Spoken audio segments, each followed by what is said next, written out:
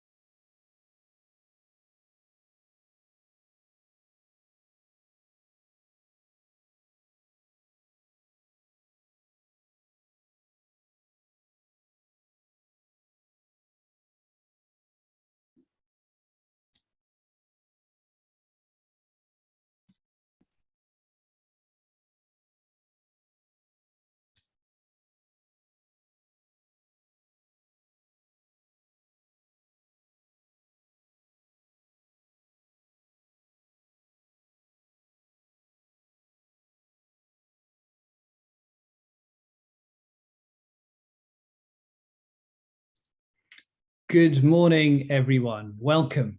Thank you for joining us. Terrific to be here with you today for the latest in the AskWBCaribbean webinar series. My name is Matthew Perks. I run a company called New Energy Events. We've been hosting events on clean energy in the Caribbean for the past 15 years, and it is my signal pleasure to be moderating today's discussion. So today's webinar is on a topic of absolutely critical significance to the region. Energy. Where are we going to get it from? Will it be clean? Will it be reliable? Will we be able to afford it?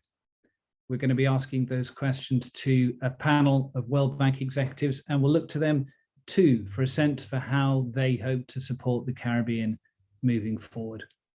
So what we're going to do today is begin by handing the microphone across to Lilia Brunchuk, the country director for the World Bank in the Caribbean, for some welcome remarks.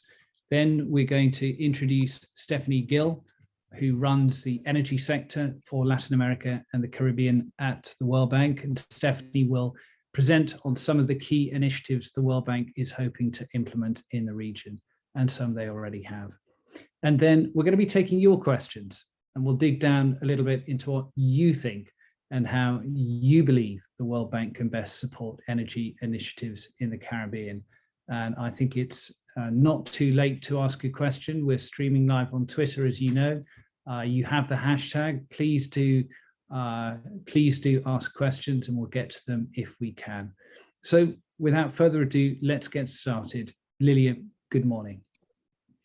Good morning, Matthew, and good morning, everyone.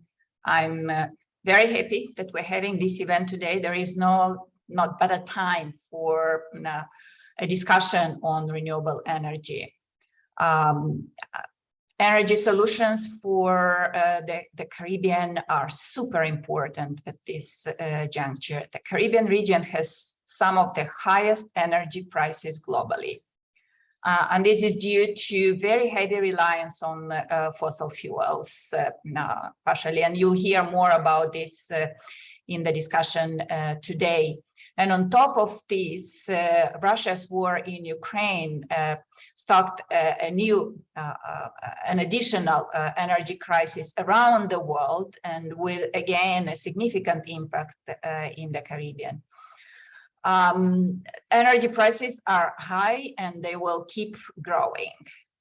And these high prices, on top of the challenge of the economy of scale in the Caribbean, make the Caribbean economies not competitive. And we all know that if the economies will not be competitive, there will be now less private sector coming to, and less private investment coming to the Caribbean countries. And this means lower growth, and this means lower living standards. So energy and cheaper energy is key.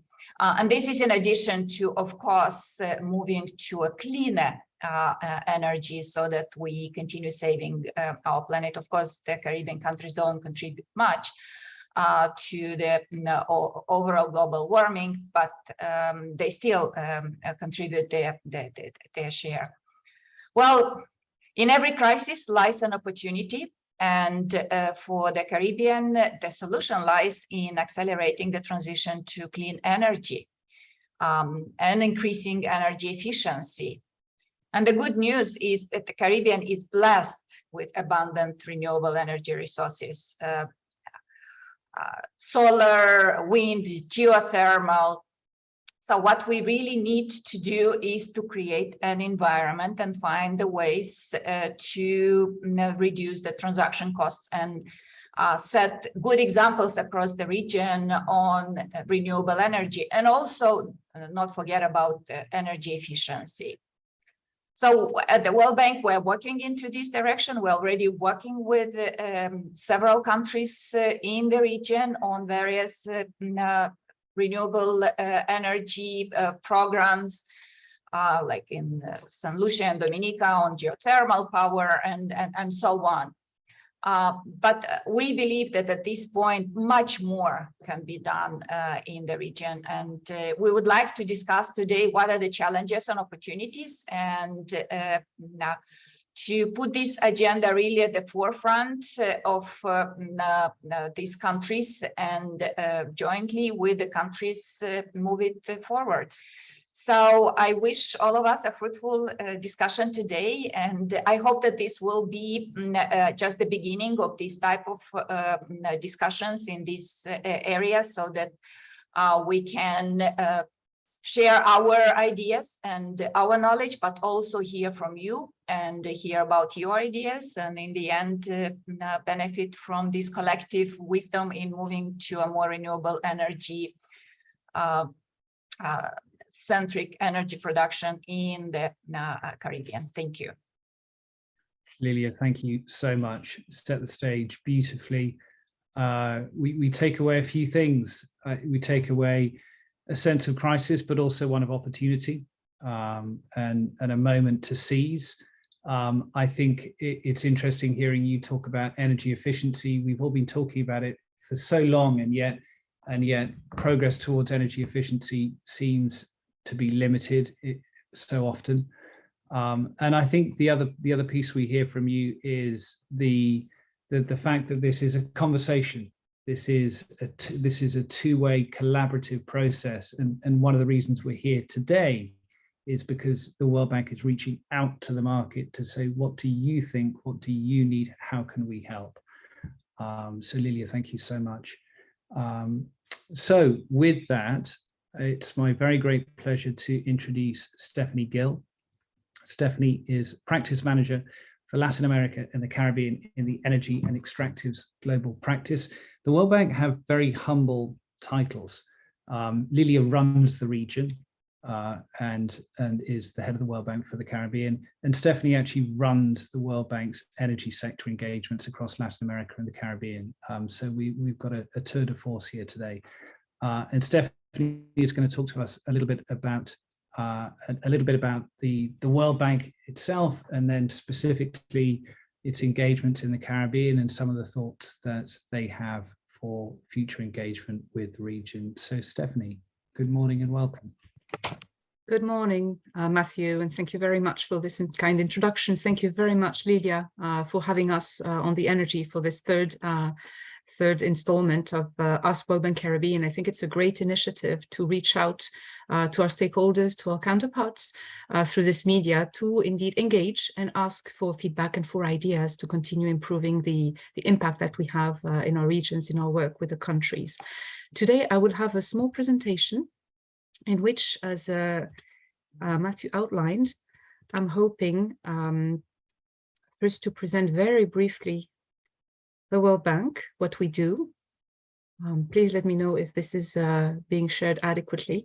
And then to talk about the regional trends on the energy sector in the Caribbean, the challenges and opportunities, and a little bit about what we do so that we can then engage in a conversation on how to improve it, how to maximize impact. Just in terms of the World Bank Group, and I think most of you will be familiar with this institution that is now reaching a 3/4 of a century milestone in its life, and is still very much driven by its twin goals, which consist of ending extreme poverty.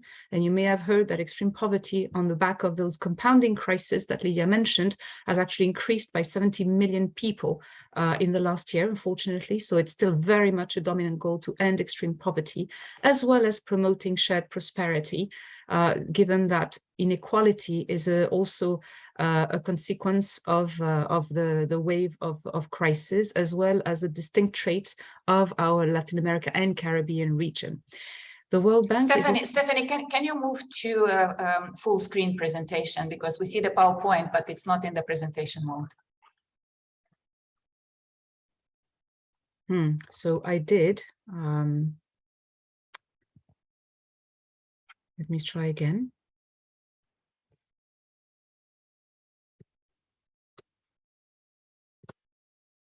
Apologies for the inconvenience. Is this presentation mode now? Yes, it's better. Yeah. Thank you. Apologies. So after this quick introduction of the World Bank Group mission, I simply wanted to present very briefly its structure. And I want simply in doing so highlight that the World Bank Group works with both the public sector and the countries, state-owned companies, subnational entities such as states, state municipalities, but also, of course, with the private sector. And in the wake of the crisis, the high levels of debt engaged by the country, the private sector is taking a great, ever-increasing role in development. And so we have several entities, the International Bank for Reconstruction and Development, that serves in particular our countries in the Caribbean, the International Development Agency that tackles a few of our countries as well in the Caribbean, and then MIGA, which is our political risk insurance entity, as well as the International Finance Corporation, which there focuses on the private sector. In terms of key areas of engagement, globally, you see here on this map our footprint, and the World Bank is active basically in anything that is not dark blue. We have the honor of serving 189 member countries, and we have, for that purpose, 12,000 staff, offices in 130 countries, 130 locations, including in the Caribbean. And our staff themselves represent a very large part of the countries that which we serve, being themselves from 170 countries. Our areas of engagement... Stephanie, we don't see the next slide. We're still on the second slide for some reason. I don't know where they're moving. Again, apologies. Is this better? Yeah, now we see this, the third one. Okay. Thank you. So I think I will stay, and apologies again, I will stay with this format, given the issues with the full screen mode. In terms of areas of engagement, so these are very much all the areas which are required in order for the countries to reach an adequate level of development. Of course, in the wake of the COVID crisis, so a large effort was made from our health, social and education practice to bridge some of the gaps and provide the necessary support. Now, in the context of heightened food prices, so agriculture, fishery, forestry is also becoming a very large part of the dominant agenda. Tourism being key in the Caribbean, so our teams working in industry and trade as well as in digital are extremely active. Our infrastructure practices, such as transportation, water, digital, energy, are also very engaged. And finally, so finance, private sector are also a key area because they flow, so the financial flow really fuels all the other sectors. So in all the regions and in the Caribbean in particular, the World Bank is active in all those key topics.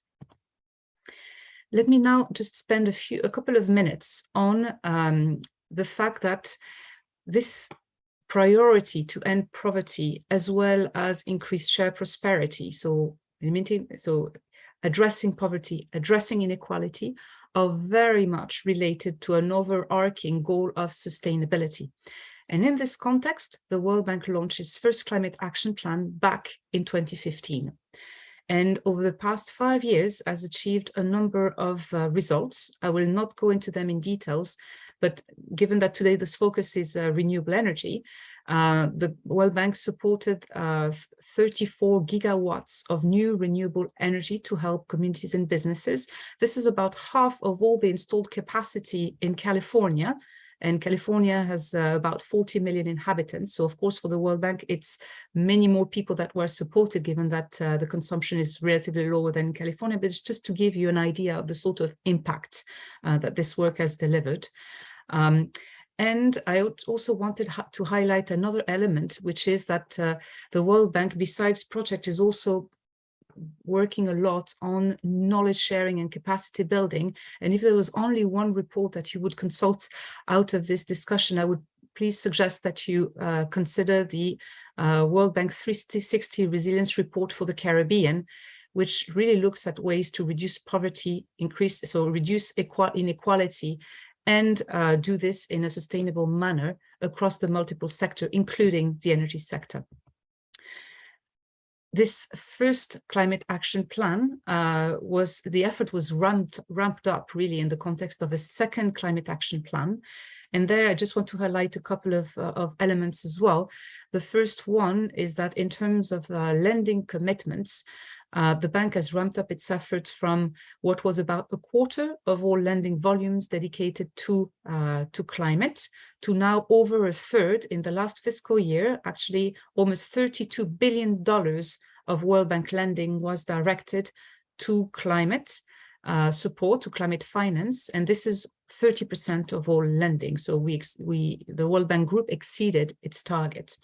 And so together with the impact of financing, I also want to highlight a second element, which is extremely important in the World Bank Group agenda, which is that of knowledge, and the fact that the World Bank Group launched a new flagship report called the Country Climate and Development Report, CCDR, which are being rolled out across countries and are going to be a new diagnostic tool to identify the key areas for engagement and for impact on climate, for poverty and for inequality.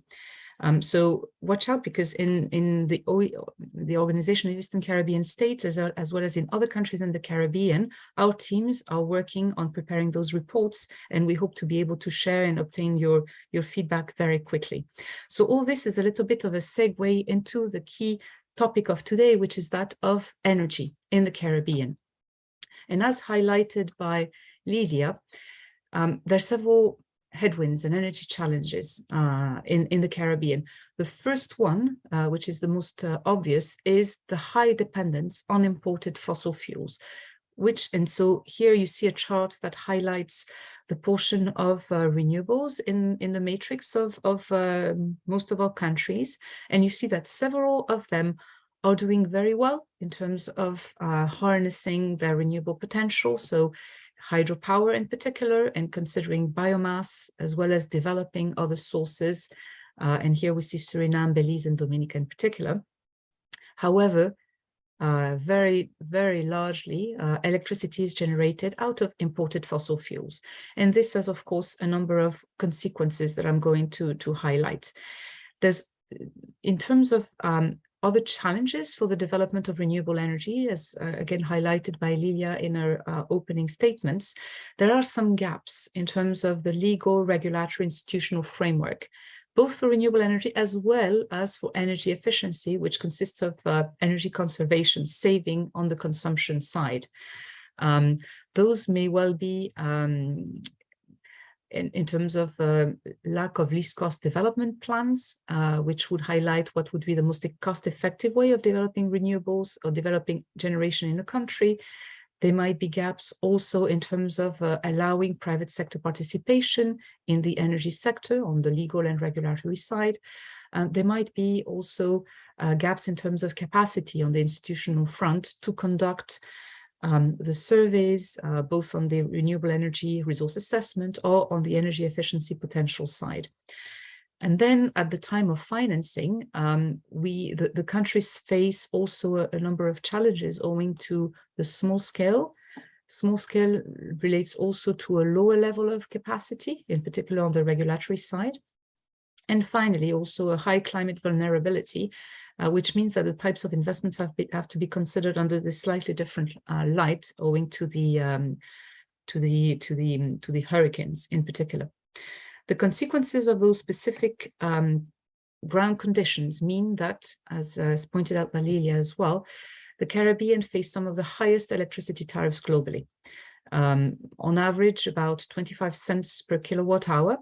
The tariffs can go, depending on the segment served, households or businesses, up to 45 cents per kilowatt hour, which is about 4 times what I pay here, where I am based in Washington, D.C.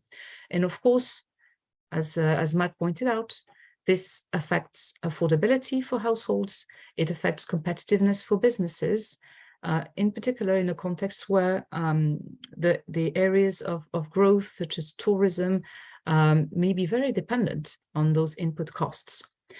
And finally, as a compounding element, the crisis have led to high levels of debt on the public sector side, and therefore indicate that there is an opportunity in attracting the private sector in this challenging context to deliver the promises, the lower cost, the higher competitiveness, the greater resilience from those renewable energy solutions.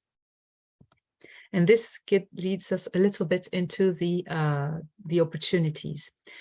On the World Bank side, as with our other partners, so we've been engaging in the energy sector for decades. And so we've had the benefits of being able to, for instance, assess the renewable potential in a very detailed manner through geospatial tools that have been developed by the World Bank Group through our entity SMAP. And so we know that our islands, so if it was not intuitive, have excellent solar photovoltaic power potential. They also have excellent wind potential, and several of them have proven geothermal reserves. And this is asserted on the back of extensive studies that demonstrate the potential is there and that are a starting point essentially to enable investment and the development of the resources. We also know that there's strong national and regional champions that can support key initiatives. As a matter of fact, several countries have engaged in several pilots of rooftop solar, for instance, in certain public buildings, or certain initiatives on energy efficiency.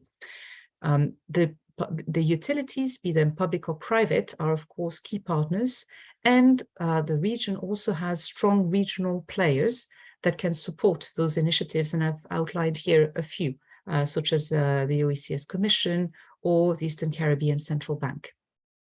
In addition, another area of opportunity which we strongly believe in, and we'll get a little bit more in detail as we follow up in the presentation, is that the region also has, besides the pilots that I've just mentioned, a number of precedents in attracting innovative financing into regional instruments. And here I'm pointing out at the Caribbean Catastrophe Risk Insurance Facility, which was originally designed with the World Bank, but which since then has been scaled up multiple times and is a key instrument for our region to be able to tap into insurance mechanisms at scale to serve their needs and to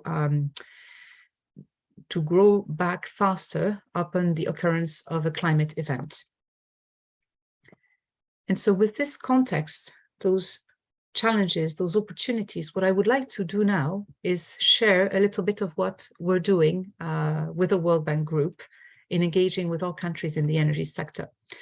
The first item I would like to highlight is how we support our countries in bridging some of the gaps on their legal, regulatory, and institutional frameworks in order to lead their clean energy transition. So that in terms of developing renewable energy at scale, in terms of developing energy efficiency with their public players, as well as through attracting private sector financing. And so some of the things that we do, and I'm highlighting simply an example of a few countries here, is that we are very active in supporting the update of national energy policies. And we're doing this, for instance, in St. Lucia, in Grenada.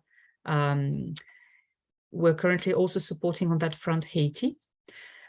We also help the countries develop their least cost development and resilience plan that will highlight the investments required over the next 10 to 20 years in their energy infrastructures. And this also we're doing in the Eastern Caribbean, as well as with Haiti. We promote to the largest extent possible 360 approaches to climate resilience. And this is because we strongly believe that if we have a resilient and affordable electricity system, this will feed through all the other components of the economy. So if you have affordable and reliable electricity, you will have affordable and reliable digital services and internet. You will be able to power reliably your hospitals, your schools, and your businesses will be more competitive. So the 360 approach is one that we promote consistently across the region. We also support capacity building and work very closely with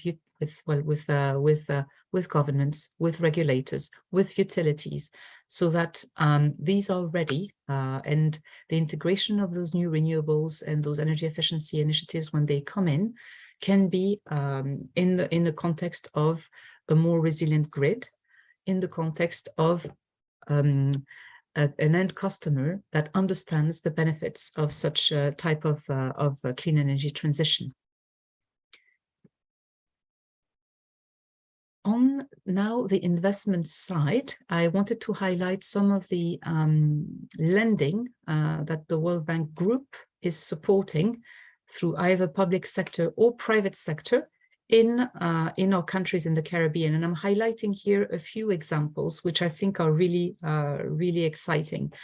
The first one I would like to highlight is the example of Belize, which, if you recall, is a country that is actually doing reasonably well in terms of its energy independence. It has some substantial hydro. However, the country identified that it is dependent on hydrology, and therefore it is extremely interested in developing its other variable renewable sources, in particular solar, its very large solar potential. And there, so together with our IFC colleagues, so our private sector arm, we are working on an all-encompassing framework to attract private sector investment into solar power, as well as on the integration of the solar power into the publicly owned grid, which will need to be strengthened, which will need to have some energy storage, and for which the resilience will have to be increased on the back of a resilience operation, a resilience investment that the bank is already leading. So this is, I think, a very nice example of a country that has a very fundamental strategy to improve its energy security, to reduce its energy cost, improve affordability, improve competitiveness of businesses, and a clear vision of the role of the private sector, the role of the public sector, and a decision to work in partnership with the World Bank Group to help them deliver this vision through technical assistance, through a 360 perspective on resilience, and through investments, public and private.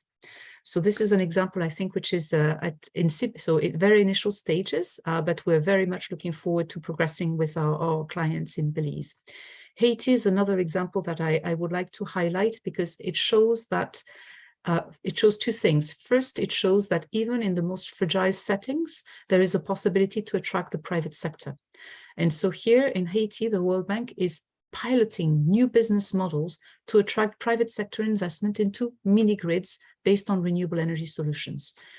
Because the first pilots proved successful, this has attracted new lenders, new multilaterals, new private sector participants, bilaterals as well as philanthropists to increase the amount of financing available for that private mini grid initiative.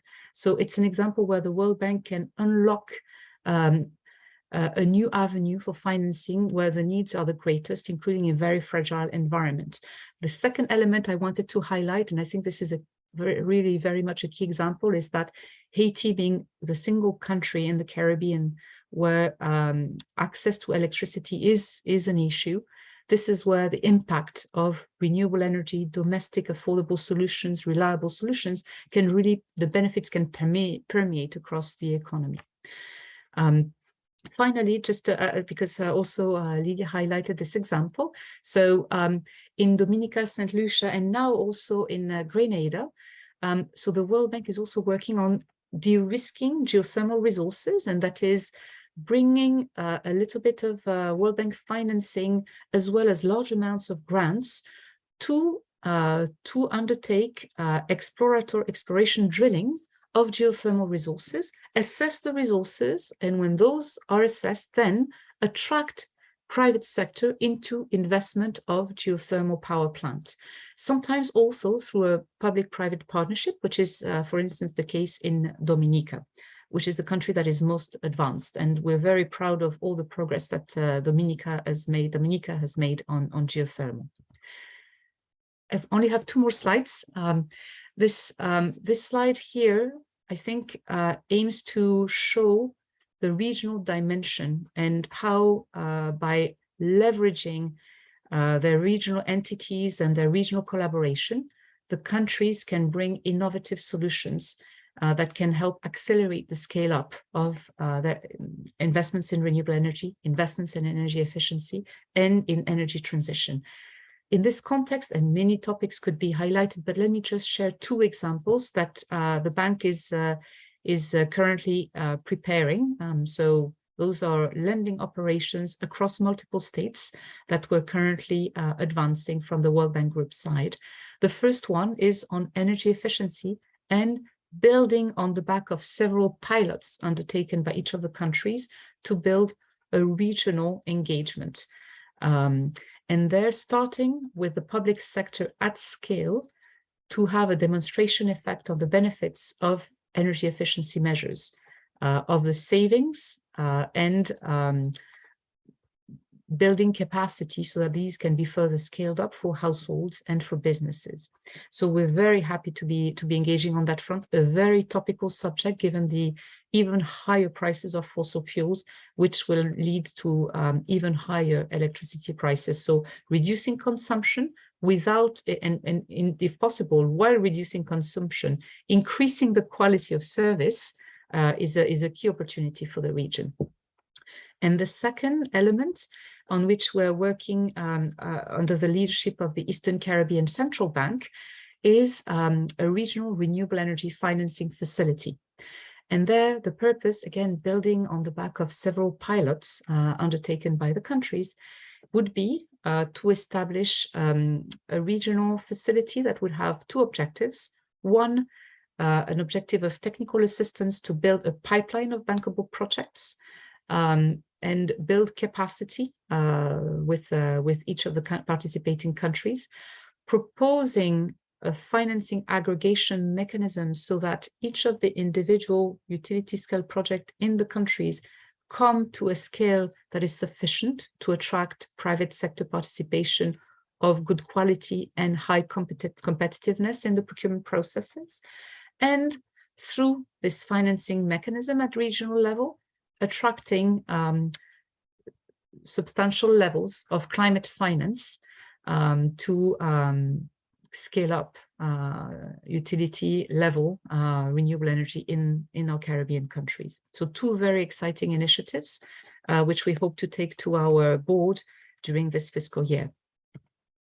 And finally, so I will not get into this is my conclusion slide. I will not get into the detail of this, which is a bit of a repeat of the opportunities, the challenges, the idea of working with the private sector, bringing innovation in all segments of the value chain. The key message I would like to leave you with is this is an undertaking that will require coordination amongst partners, coordination amongst countries for a high price. And this high price will be a shift from a fossil fuel-based electricity mix to a renewable energy energy mix for a promise of greater resilience, lower cost, and more competitiveness. And this with a key role from the private sector. So with those, I will close my presentation. I've got here the names of our colleagues who work from the World Bank side in the energy sector in the Caribbean, based in Kingston, based in Port-au-Prince in Haiti, as well as based in Washington, D.C. Thanks very much for your attention. And we're very happy to take any questions, any comments, any suggestions. Thank you. Thank you, Stephanie. A terrific presentation. We know much more about the World Bank, much more about your legacy and history in the Caribbean, about some of the challenges facing the region, but also to, again, some of the opportunities. Particularly excited, obviously, to see the geothermal projects moving along. Dominica in particular seems to be making some terrific progress. Very, very exciting. Great to see too the emphasis on energy efficiency. And we're all really keen to hear more and learn more about the project aggregation financing facility, which sounds absolutely fascinating too. So thank you very much indeed, Stephanie. So what we're going to do now, it's really interesting. We sourced, or our friends at the World Bank sourced some questions from the public in advance. We're also sourcing in real time questions, and some are coming in and they're very good questions. So what we're going to do is we're going to have a panel discussion. And what I'd suggest actually is that Lilia and Romke come onto camera. If I can ask you to do that, that would be great. And I'm delighted to introduce you to Romke Ogunsulire. Romke, I fear that I did terrible things to your last name. Then, if I did, I apologize. But you are the IFC country manager for the Caribbean. Romke, welcome. Great to have you as part of the discussion. Matthew, I cannot turn my camera on. Somehow it says because it was stopped by the administrator. So the administrator will have to turn it on. We can. I think we can see. We can hear you loud and clear, and I can certainly see you. So welcome. Great to have you with us. And look, I think we've heard from Lilia, we've heard from Stephanie. For those who don't perhaps know the World Bank Group as well, perhaps just getting to know you guys, Romke, could you just explain how IFC fits into things? What's the role of the IFC? Matthew, can you hear me? Yes. This is Lilia. Can someone turn my camera on, because it was turned off by the administrator and now it's not allowing me to turn it on. Can you hear me? Yes.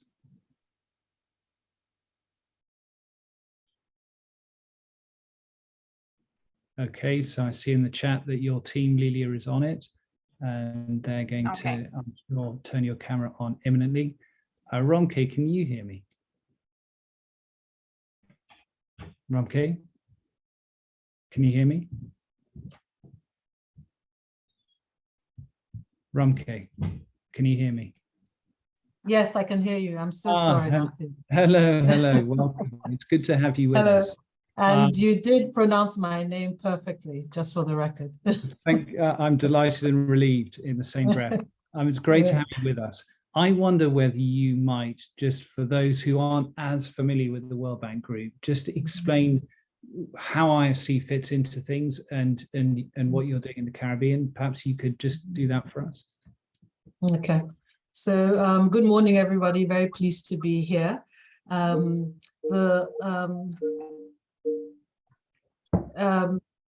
think that my colleague Stephanie laid it out quite well, the different organizations in the World Bank Group.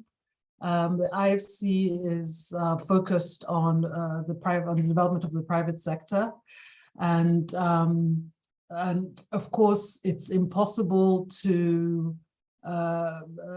function for the private sector to function without the public side.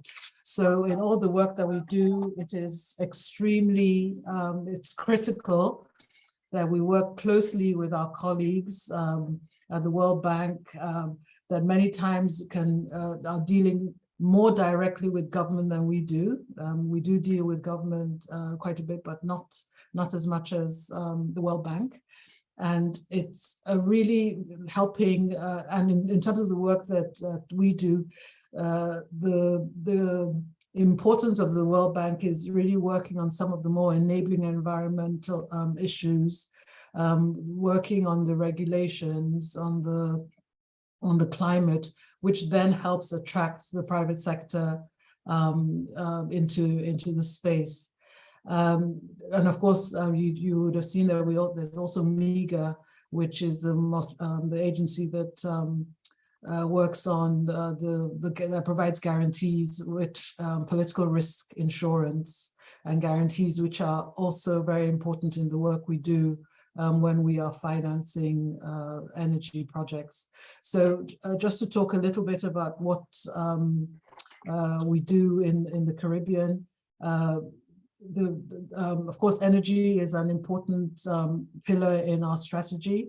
Don't need to go into why. I think that has already been discussed. We've done in the past some thermal in some countries, and now we're extremely focused on renewable energy in all forms of renewable energy, and it's from the perspective of not just financing, but then also creating the right types of structures that make sense for the countries in the Caribbean. So we're looking at solar, we're looking at wind, on and offshore wind, we're looking at green hydrogen, geothermal in several different countries, and working, as Stephanie said, working closely with the World Bank. And one thing that we're hoping to do more of in the Caribbean is, you may have heard of, and participants may have heard of, our program called the Scaling Solar Program, which is focused on really increasing solar energy, making it faster and more affordable.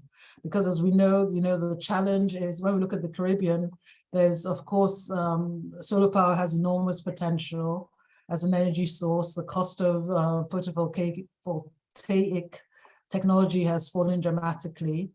And we're now able to deliver power less expensively and with a more long-term price certainty than before, but still we're not seeing as many utility scale solar power plants in the region. So we're really hoping to use this scaling solar as a solution, which is really aiming to make private funded grid connected solar projects operational within 2 years at competitive tariffs, using a one-stop shop approach, which really brings a package of advice, getting the right size and location, simple tendering that can attract the right types of investors. I think Stephanie alluded to that. You want good competition and you want good the right types of investors. It has templates that have been put together by international lawyers to make a bankable project and really help eliminate the need for negotiation, which can speed up financing. And of course, a competitive financing, which we'd like to bring in together and mobilize. And then, of course, risk management through some of the either World Bank or MEGA products. So it's really bringing together the suite of World Bank group services together. And what this does for governments is that it gives speed, it gives the customized process, it gives certainty and better tariffs generally. And of course, for developers, it's reduced development time and more of a level playing field. And so we've worked on and closed a number of projects, not yet in the Caribbean, but we're hoping to see how we can bring this to the region for solar. But we're also now looking at scaling wind as well, and hoping to bring that. So with that, I'll stop, and happy to come in with any other questions that other people might have. Thank you. Thank you so much, Ronke. Really appreciate that. Interesting to hear you obviously talking about the scaling solar. That's fascinating and clearly a very promising avenue for the region. Interesting to hear you talk about wind. Again, it seems to me as if wind has been put on the back burner a little bit in some regions, perhaps because of the falling price of solar and ease of getting it done. So interesting to hear you guys saying that you're looking at wind again. So we're getting some great questions. I've got one from the media here, and I'm going to read it to you. It says, Barbados is working on implementing its national energy plan to transition the island to 100% reliance on clean energy by 2030-2035. Recently, it was disclosed that the country has only achieved about 11.8% of that. Is the World Bank prepared to, or is it in the process of assisting Barbados with that goal? And if so, how? Perhaps you, Lilia, can I ask you to field that one? Yes, thank you, Matthew. Wanted to say that first of all, it's really commendable that Barbados has this goal. And the fact that the country has set this very ambitious goal for itself is already a big step forward. Barbados is not a member doesn't have access to the World Bank resources because they graduated from the bank long ago, about 30 years ago. It doesn't mean that we cannot continue supporting Barbados. In a way, we're actually working now on a budget support operation on an exceptional basis, exactly because the green transition is very difficult, and we would like to be supportive of this type of transition. So what we do, we support policies and the enabling environment for a green transition, for building resilience.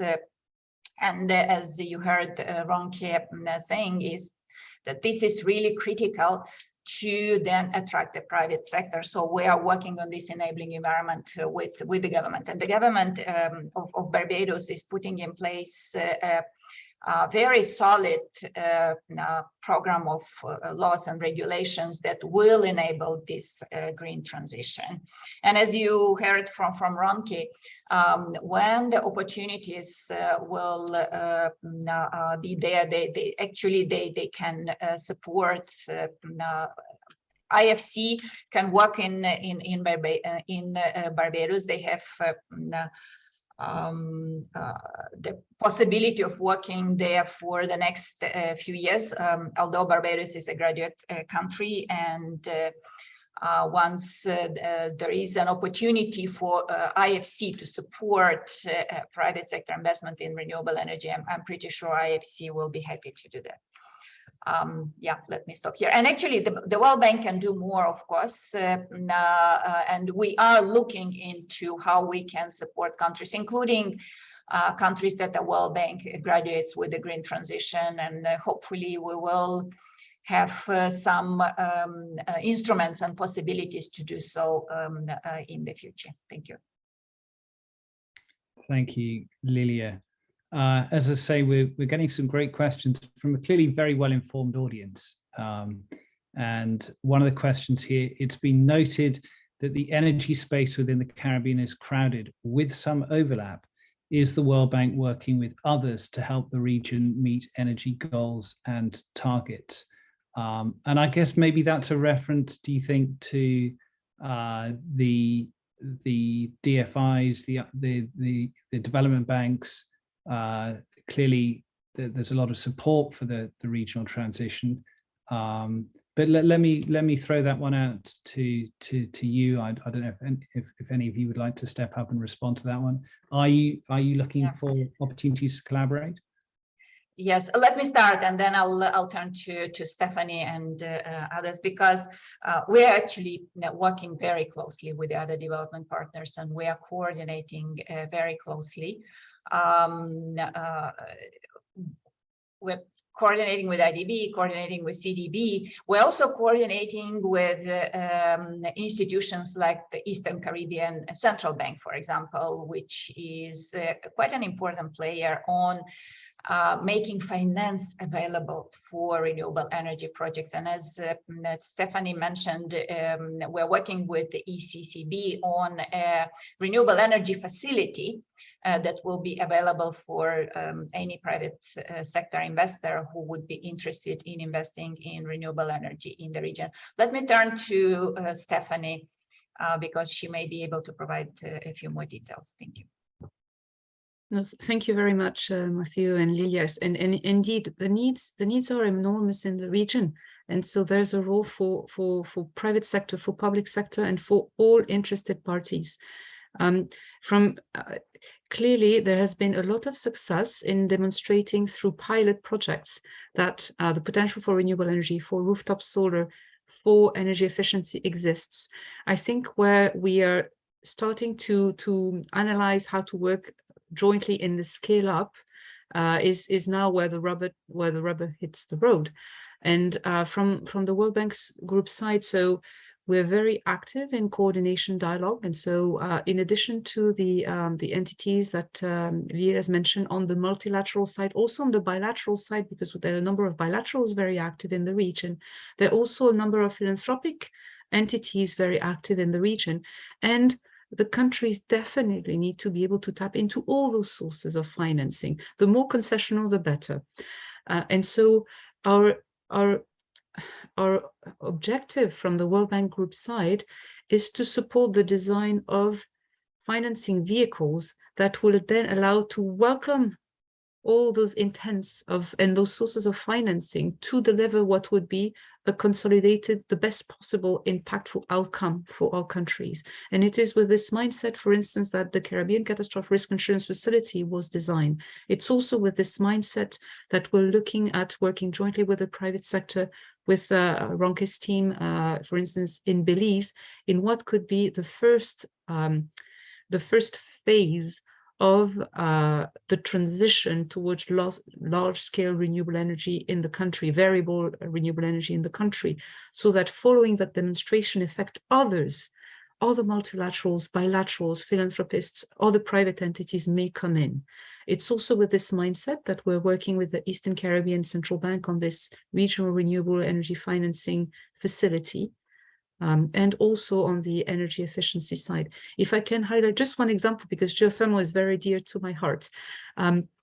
Just recently, and that is extremely recent, it's in the past couple of weeks, we were approached, for instance, by our colleagues on the CDB, on the Caribbean Development Bank side, because they are replicating the efforts of St. Lucia and Dominica and St. Vincent on assessing the geothermal resource for Grenada.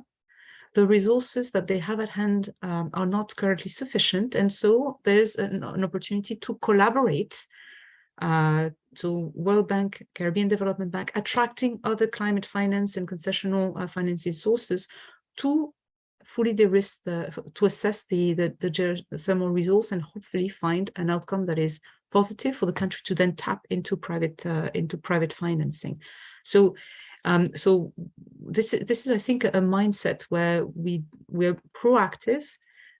We design instruments in them so that they can be accessed by not just the World Bank Group, but many others to maximize the impact for our client countries, either client-based or regional-based. Thank you, Stephanie. A clear message there from both Lilia and Stephanie of collaboration. This isn't. And Matthew, if I can just add one quick thing on collaboration, because of the in terms of the way we work, is that we often when we're financing, we would finance a portion, but we also try and mobilize using our creditworthiness. So we very much are used to working with other multilaterals as well, or international financial institutions, of course, as well as banks and so on. So that's a very big and important collaboration area for us as IFC. Thank you. Thank you, Ramke. Again, an even clearer message of collaboration coming from the World Bank team here. Lots of interesting questions. My only concern is that we're not going to have time to get to them all. We have got one here, which is, what impact does brain drain and lack of educational opportunities for some have on the skill gap, and how we as the Caribbean move towards renewable clean energy? And just as we've talked about challenges and opportunities, maybe another way to frame this is there a significant opportunity for a skilled workforce to emerge in the Caribbean in the renewable space? What do you think? Does someone want to take that one? Well, let me start with the skills gap. Overall, it is a huge challenge in the Caribbean. It's a challenge in all areas, not only in terms of skills for the renewable energy sector. There is a need for engineers. There is a need for people who can run these projects and programs. We at the World Bank are trying to help the countries with building, the skills, and but this is a long-term project. We are working on education with many of countries in the Caribbean. We're also trying now to develop a new regional program, regional skills program. It's skills and innovation, because we'd like to link the skills to innovation, and also work with the universities to make sure that they produce the skills that are needed, and also that it is done at the regional level, because the countries are very small and you cannot have all the skills you need on a small island. So they'll need to share these skills, and finding a way of sharing skills is also very important in the future. But yes, this is a challenge, and a challenge that the countries will have to deal with. Thank you. Stephanie, you want to add something? Thank you. So I'm a little bit out of my depth on this subject, because I'm a very technical energy person. But having worked with a number of colleagues in the region, many of them, the first thing I'd like to acknowledge is that there are very strong universities in the region. Mm-hmm. And so one of the issues is retaining also the talent in our countries. And I do believe that some of those more innovative financial instruments, so some of those more innovative solutions for the energy sector, and integrating those in the fabric of the economy might be a small way of creating valuable jobs that may at least contribute to attracting and maintaining some of that high capacity in the region in some of our countries. Geothermal, you need resources in geothermal. You need people to be able to run complex networks with high proportion of variable renewable energy sources. You need people who will want to set up energy service companies that will deliver energy efficiency services to clients. And so hopefully being able to establish those businesses in a visible and profitable manner may contribute to retain some of that talent in a small way in the region. Thank you, Stephanie. With only 3 minutes left, we've got a few questions. We're not going to get to all of them. Let's move to a slightly more quick fire. We've got a question about hydrogen. A lot of people are talking about hydrogen. This from a Twitter follower @Jamzen is, what are the team's thoughts on hydrogen? Is it feasible for the Caribbean? I guess he's talking about production. In a nutshell, what do we think? Stephanie, on hydrogen. Quick fire. So I can have a go. So in order to produce green hydrogen, I think you need to be able to have first replaced fossil fuels with renewable energy in your country, and perhaps decarbonize the rest of your economy in a profitable manner. So then you can use any excess renewable energy towards another use. It requires a lot of infrastructure. So some countries may actually have a competitive advantage where they have oil and gas. Mm-hmm. So Trinidad and Tobago is a case in point. And this is where there might be an opportunity for Trinidad and Tobago to develop green hydrogen. For others, it might be perhaps a longer shot, particularly at this stage. But for countries that do have some existing infrastructure and capacity, so it could be an opportunity, certainly a very innovative one as well. Thank you. Thank you. We've got just very quickly on our side, it's something that we are looking at. We have had some private sector interest in developing green hydrogen in the Caribbean. Thank you. Thank you, Ronke. We've got a question here, again, a quick fire one. I think we'll have to, Lilia, you referred to this. Is there a current forecast for fuel costs in the coming months to a year?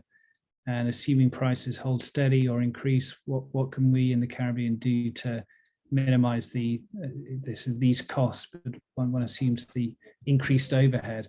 What do you have a view on the trajectory of fuel costs in the next 12 months? I'll ask Stephanie to help me because I don't have the latest forecast. Thank you. So fuel prices will remain high in the near term. And this will impact drastically on our economies. And this is where I think the interest in energy efficiency comes in, because those are measures that can be implemented within 6 months' time, in a 6 month time frame. And the paybacks often are extremely short as well. So in our view, so those high prices are here to stay for in the near term. In our economies, which also have difficulties in negotiating, they price takers. There's not such a scale that they can negotiate prices down. So they're price takers. Short-term measures such as energy efficiency would be the fastest one to implement, alongside perhaps renewable energy that can take place perhaps in 18 months to a 2-year time frame between starting from scratch a development and then reaching a financial close and installing the plants. Energy prices to remain high, so let's focus on energy efficiency and build that pipeline of renewable projects. Absolutely. I'm going to get in trouble soon. I'm seeing my name urgently called in the chat. So I do want to, we've got one question here, which is a great one, which is we're receiving some queries on how small and medium-sized enterprises can receive support if at all, from the World Bank or other entities? Maybe Ronke, is this one for you? Sorry, can you clarify the question? Is this in the energy space? One assumes. We also receive some queries on how small and medium-sized enterprises can receive support from the World Bank or other entities. I suppose you might take that on a case-by-case basis, right? You'd encourage them to get in touch, perhaps. And yes, exactly. I'm very happy to talk about that. But the answer is yes. Definitely, we work for the larger SMEs. We can work directly with them, and it's a very important. About 50% of the private sector, or even more, in the Caribbean is SMEs. So it's definitely a priority for us. For smaller SMEs, we tend to work through financial institution partners to try and help get things done. So, for instance, in the energy space, if there was, rooftop solar solutions or something that need to be done through, there's SME that was in that space. We might work through a local bank to help them with that financing. So, but very happy to take a question in more detail. So go ahead. I would like to add that we are working now on a regional energy efficiency facility. And most of energy efficiency improvements are being done by small and medium enterprises, because these are small works like replacing windows, placing solar panels, doing other insulation work on buildings and facilities. So these are all done, or most of them are normally done by small and medium enterprises. So there is, in the whole energy efficiency agenda in the region, there is a huge space for the small and medium enterprises to get involved. There was a question that was posted on gender, and I would like to ask maybe Stephanie to respond about the We Power group to empower women in energy. Stephanie, can you respond to that? Thank you. So, well, this is another issue very dear to my heart in terms of helping women grow their presence in STEM sectors, in energy in general. And so what I would like to say is the following, is that we embed in the design of our project specific dedicated initiatives to foster greater women participation into our projects, one. And also we have the second point is a key focus on the beneficiaries of our projects, and would like to ensure that marginalized groups or female-headed households, for instance, are rank high in the beneficiaries of our projects. Besides this, we also have a broader gender initiative. So the LASEG initiative, Latin America and Caribbean Gender Initiative, that is led by the World Bank. And this particular initiative aims at maximizing participation of female workforce in the energy sector. So we have several avenues that we're using. So through our specific projects on technical assistance, on looking at the monitoring of beneficiaries, on inserting specific contractual clauses to maximize participation of female in the businesses, in the procurement, in all aspects of the project. And then we have all the more corporate measures, if I may call it this way, also to facilitate insertion of creation of opportunities for women in the energy sector. Thank you, Stephanie. We're in danger of pushing our luck. One last question. There's also a question on the new facility. When did it come on stream? What's it doing? How's it different from other facilities? That could be quite a long response, couldn't it, Stephanie? That's they're asking for a bit of detail, but a top-level response to that, perhaps? So our aim would be, and here I'm speaking under the control of our country director, of course, Lydia. So we have the privilege of working with the Eastern Caribbean Central Bank on the regional renewable energy facility, and so with several of our countries. We would like to aim at presenting our project, so this operation, this lending opportunity, to our board of directors by the middle of next calendar year. By the time we present, it means that we have harnessed a number of financing sources, including concessional sources, to be able to support our countries, and also that we have identified a pipeline of projects across countries that can be aggregated and taken to market. So this is the broad timeline that we're working towards. Thank you. Terrific. Well, I think we've gone over a few minutes, but for all the right reasons, because we've got a lot of great questions from the audience, from you. Thank you very much indeed for joining.